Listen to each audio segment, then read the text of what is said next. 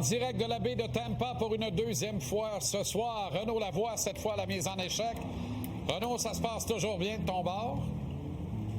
Difficile de demander mieux. Il continue de faire chaud, Jean-Charles. Ne t'inquiète pas. La Floride est toujours aussi parfaite qu'elle l'était. Et les Québécois qui y sont en profitent grandement. Il y en avait beaucoup, comme tu le sais très bien, dans l'amphithéâtre hier. T'es au courant que j'ai scrapé mon Bronco avant de partir de la montagne ce matin? Oui.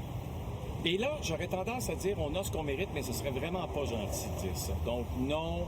Surtout à soir. Je suis avec vous. Surtout à soir. C'est ça. Je suis avec vous de tout cœur. Tout le monde est avec vous de tout cœur.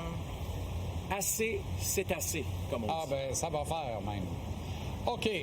Ce qu'il va pas faire, c'est Juraj Slafkovský, parce que ça le fait.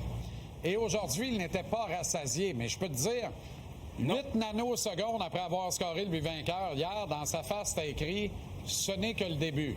On peut fêter, mais pas longtemps. Ouais, on n'a rien gagné encore. On mène 1-0, c'est tout. Exactement. La semaine passée, on disait quoi ensemble? On disait comment la défensive du Lightning va pouvoir ralentir un Juraj Slafkovský. Hein? On se disait, ils n'ont pas les éléments pour ralentir Juraj Slafkovský en raison de sa vitesse, sa grosseur, etc. Aujourd'hui, à l'entraînement, là, 3 buts hier, taux du chapeau. Il aurait pu se la couler douce, hein? Chaque fois qu'il ratait un jeu, là, on va aller voir les images ensemble. Chaque fois qu'il ratait un jeu, c'était un coup de bâton dans la bande ou encore un coup de bâton, Jean-Charles, dans la baie vitrée. Et là, on vous en montre 2, là. Je vous dirais facilement, là, que c'est arrivé 5-6 fois dans l'entraînement. Et moi, je suis content de voir ça.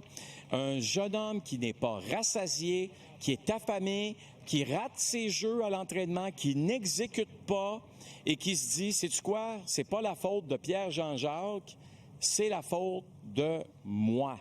Et ça m'inspire énormément pour le prochain match parce que là, Juraj, on entend toutes sortes de comparaisons. Jaromir Jagr, moi, physiquement, il ressemble beaucoup à Eric Lindros au même âge. Ce sont évidemment des joueurs. Juraj Slafkovský n'est pas Jaromir Jagr, n'est pas Eric Lindros, mais j'ai le feeling qu'il est un mix des deux, d'une certaine façon. C'est comme si on avait cloné ces deux joueurs-là, puis on nous avait amené ça aujourd'hui, en 2026. Phénoménal. Il n'y a pas d'autre... écoute, le nombre d'adjectifs qu'on pourrait sortir pour parler de ses performances, c'est spécial ce qu'on vit. Et la beauté de la chose, ce n'est pas seulement spécial pour un match, ça va l'être encore pendant plusieurs années. Oui, absolument. Absolument. Bon, puis parlons là-dessus, de... là, si tu me permets... Puis si tu me permets, tu sais, je sais que tantôt, on a entendu Jacob Dobèche parler de lui, là. Puis, tu sais, ceux qui n'ont pas vu l'extrait à 17h, là, 17h10, là, allez l'écouter, là. Vous allez voir comment Jacob Dobèche était vraiment là, heureux de parler de Juraj Slafkovský. Excuse-moi, Jean-Charles, je t'ai coupé. Non, il n'y a pas de problème. Je voulais qu'on parle des deux compagnons de trio de Slav parce que ça a été difficile. Hier, à 5 contre 5, aucun doute que Slav a été le meilleur de son trio. L'un des meilleurs du Canadien, avec des gars comme Josh Anderson, notamment, qui a joué un très fort match, comme on le sait. Cole et Nick, là, s'il y a un point positif chez le Lightning, c'est frapper Caulfield et Suzuki et les voir un peu disparaître. Ça a été difficile. Ils ont été pressurisés, frappés toute la soirée. Et ils aiment pas bien ça, je te dirais. Peut-être. Mais en même temps, tu sais, je regarde le match en bout de ligne. Tu sais, j'ai entendu beaucoup, le Canadien à 5 contre 5, seulement 9 lancés. OK, tant d'arrêts demandés, là. C'est pas comme si le Lightning à 5 contre 5 en avait une tonne de plus, là. C'est 14, là, s'il vous plaît, là. Ouais. Calmez-vous, là. 5 lancés de plus, là. Ça n'a aucun rapport, là, dans un match où il y a eu, peut-être 45 minutes de jeu à 5 contre 5. Tout ça pour dire que, moi, il y a une chose que je remarque. Tu as raison, Jean-Charles. Ça a été peut-être un match où on les a moins vus à 5 contre 5, où le plan de match était simple. On va les frapper. Mais en bout de ligne, ils continuent d'être là. Ils ne retournent pas au banc, au vestiaire, malgré le fait qu'on les frappe très solidement. Alors, j'ai posé la question à Cole Caulfield ce soir. Je lui ai demandé, est-ce que tu es content de voir comment vous avez réagi physiquement par rapport à ces charges du côté des joueurs du Lightning? Yeah, that's fun. I think obviously you play for times like these, and there's nothing better. So just gonna up the intensity and keep this thing going. Ouais, c'est intéressant.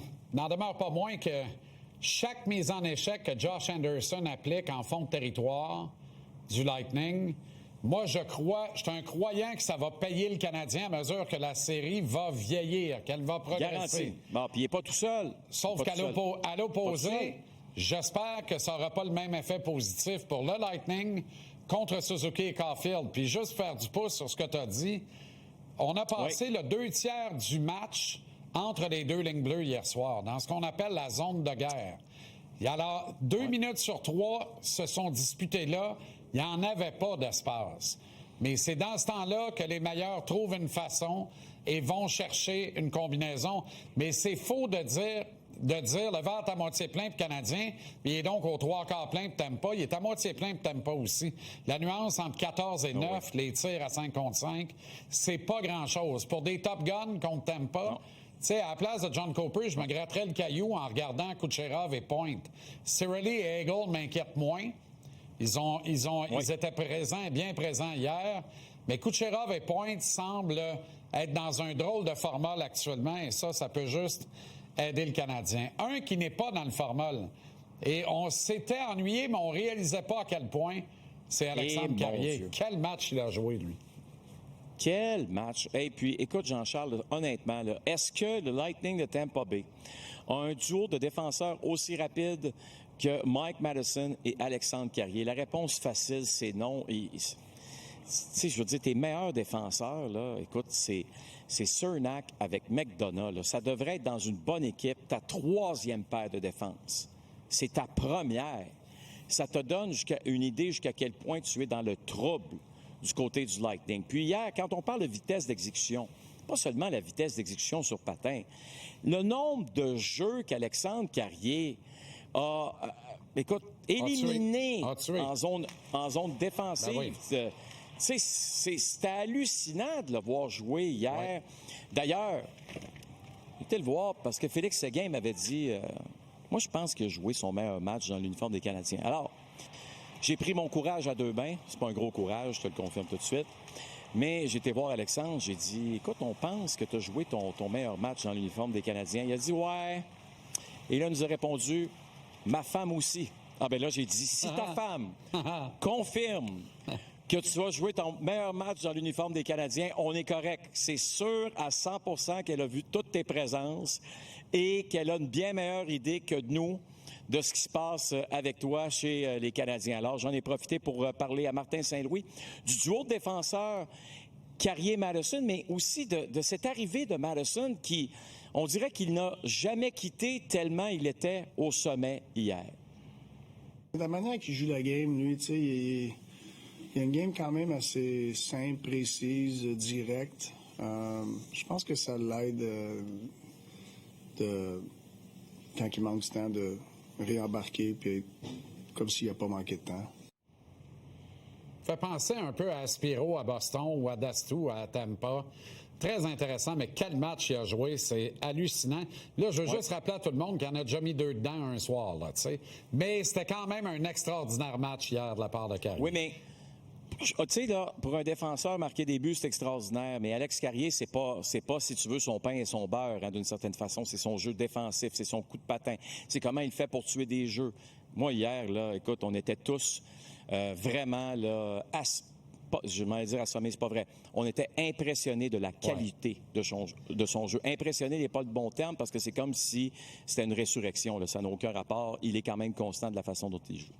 Content de voir que le soleil vient de se relever. Là. Je me demandais s'il était rendu 9h20 dans la baie de Tampa.